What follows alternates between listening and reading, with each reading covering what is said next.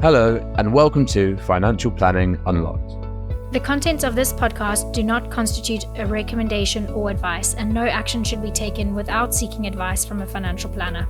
Hi guys, welcome to Financial Planning Unlocked with me, Matthew Hall, Investment Director at Rathbones.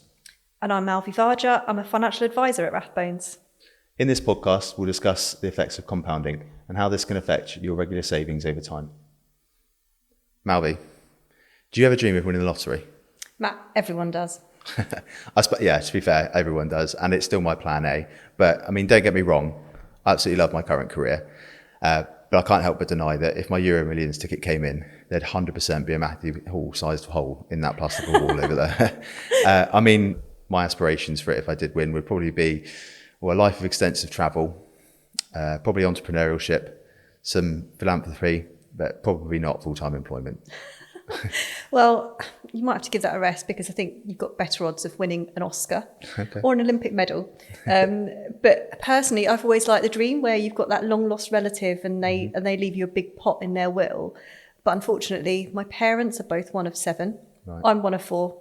So I'm not going to get a massive share of that pot. But instead, I just focus on investing and enjoying what I need for now, or focusing on what I need for now. Still have the odd daydream.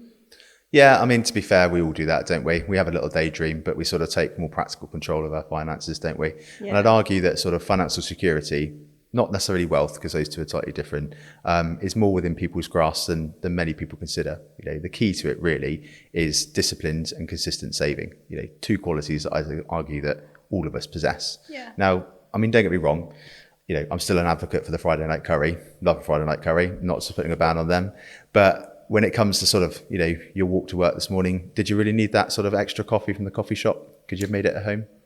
I know what you mean. And I love having my nails done, always did. But I've actually opted to do these myself now and focused on trying to save a little bit more and saving regularly, not touching that pot. So I think I've learned from doing this job that if I do that, making small changes and investing for 10, 20 years, I'm actually going to value that pot of money way more than having my nails done. Yeah, absolutely. And I mean, I've done a little bit of maths on this. I bet you have. Won't come as a surprise to you, will it? But did you know it's actually possible to get a pot of £1 million through regular saving? How? So if you started at the age of 18, and you carried on until the age of 68, when, you know, our retirement age, and you saved £328 exactly, or more. It's a very precise number. It is a very precise number, yeah. You wouldn't expect anything less from me, would you? No. Then over time, assume that compounds at a rate of 7%, then you'll end up with a pot of over £1 million. So, which I think is quite fantastic. But if I sort of done the maths again to an amount and adjusted it to an amount which is probably a little bit more realistic for, you know, an 18-year-old that's employed, if you take £164 a month and did the same thing to your 68, then you'd still end up with a pot of over £500,000. So, you know, I think that's a substantial sum. Now, granted, you know, most of the people sort of listening to this podcast are probably over the age of 18, but the point will still stand that the sooner you start, the better. And the real sort of magic to all of this is compounding. Yeah, so compounding is basically the concept of earning a return on your return. And so not only earning a return on your initial investment amount, but the fact that what you earn on interest. Yeah, absolutely. Is that right? Yeah, and no, you're bang on. I mean, it sounds a little bit like Inception, doesn't it? The whole sort of dream within a dream thing. Yeah. But sort of, it's actually quite easy to get your head around. So it works practically like this. Let's just take, for example, that you've got £1,000 and you put it into a savings account at a rate of 10%. Okay. Now, granted, I appreciate there aren't any savings accounts out there at 10%, or unlikely to be. We're given the current market, but let's just use it for illustrative purposes. All right. At the end of year 1, you're going to end up with your £1,000 plus £100 worth of interest. So £1,100. Assume that you roll that into year 2. Then at the end of year 2, you've got your £1,100 plus £110 in interest. So you add that on and you get £1,210, and so on and so on. So it's a snowballing effect, and effectively sort of each year you're earning interest from the year before. That's awesome. You've got to remember that obviously you're going to get taxed on that a little bit as well. True. But I think the concept of compounding is really, really key. And I think there's a really helpful graph that we've got actually. So if you're listening to this podcast, if you follow the link in the description, you'll be able to see that a much better visual demonstration of how compounding works. The key thing to remember actually is that the earlier you start saving and the longer you leave your money to grow, the better the results are going to be. Yeah, absolutely. And obviously, if you are listening to this podcast and you're like me, you're a visual person, then absolutely click on the link because it's a really useful graph. But as you quite rightly said, the key is time, isn't it? And it's never too late to start, even if you start with a small, modest amount now. So there's nothing actually wrong with daydreaming about winning the lottery. I think that's fine. But taking control of your financial circumstances is far more practical approach than actually just relying on luck. So if you do nothing else after this podcast, I'd really recommend people review their existing saving strategy and really think about whether it's actually in line with their own goals. Can they save more? Can they even start investing? And the way I like to think about it is, perhaps thinking about a short-term pot and a long-term pot, because you've got the short-term pot that's for emergencies and it's easily accessible, but you've also got another pot that you can actually invest for the longer term. Yeah, absolutely. Practical steps you can take now are absolutely starting as soon as possible. Yeah. Even if that's with small sort of modest amounts, the sooner that you start, the better, because that gives compounding the time that it needs to really work its magic. Yeah, so even if you set aside a small amount each month, starting now makes a significant difference in the longer run.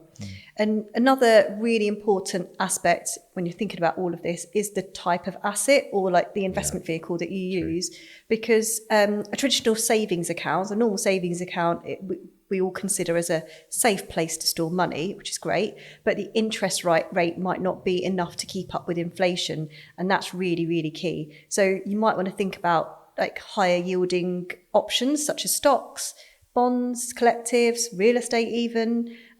People often think they need like a big lump sum to start saving, but the truth is that you can start using any of those investment vehicles with as little as £100 or so. The key thing to remember is that there's different levels of risk attached to each one. So it's really essential that people do their research, speak to a financial advisor, and make sure they've got a good balance for their risk tolerance and their financial goals as well.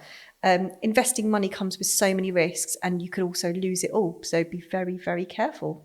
Yeah, absolutely. I mean, I'd add to that that diversity is key as well. So, making sure that you sort of put your investments across a number of asset classes rather than all your eggs in one basket, as it were.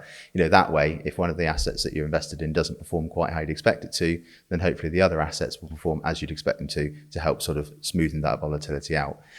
Making sure that you're diversified across a wide range of assets helps to keep the volatility of your portfolio under control as it grows. Diversity is key. It is. Something that I've also found really, really helpful, and I do this in myself, is automation. So what I mean by that is that I've got regular direct debit set up as soon as I get paid, so that it's done automatically. I don't even think about it. I've got little pots for different goals that I have, and if the money's taken out as soon as I get paid, I don't miss the money, and I don't spend it on other things like shoes and makeup, clothes. But it's really, really helped me be more consistent about saving and investing without really having to think about it. And I just do it kind of automatically. So as soon as I get paid, I pay myself first and then like prioritize that future side of things as well. And it just makes it easier to stick to the goals as well. And the most rewarding thing, I think, is when you look back at what you've actually managed to save as well, like over a year, 2 years, 5 years. So yeah, it's nice. I think that's a really good way of doing it. Yeah, absolutely. I love that. Pay yourself first. That's a great mantra, isn't it? But also, like you said, checking in every kind of 6 to 12 months and seeing how you're getting on. I'd say the other sort of side to that coin is just constantly reviewing that plan as well. Our lives, they always change, don't they? It's inevitable, and therefore our financial plans are probably going to change as well. So it's just keeping on top of that and making sure that maybe you need to reduce the amounts that you're saving, or possibly you can even afford to increase it, but also sort of keeping an eye on the investments that you've got, making sure they're performing as you'd like them to, or even keeping an eye out for new investment opportunities. Yeah. So being proactive and embracing the concept of compound returns, you could really build a very strong level of financial security for you and your family. Absolutely. I mean, let's be honest, the idea of a windfall is never going to go away, is it? That's still my plan A, and I still buy a lottery ticket every week. But we can't ignore plan B, can we? We've got to take these practical steps, consistent steps towards our financial future, and no doubt our future selves will thank us for it. Absolutely. Thanks so much for listening, and those of you that are watching, that was Financial Planning Unlocked. Keep your eye or ear out for new episodes coming soon. This podcast has been produced for information purposes only and isn't intended to constitute financial advice. The information contained within this podcast is believed to be reliable and accurate. Rathbones is under no obligation to update or keep current the information contained in this material.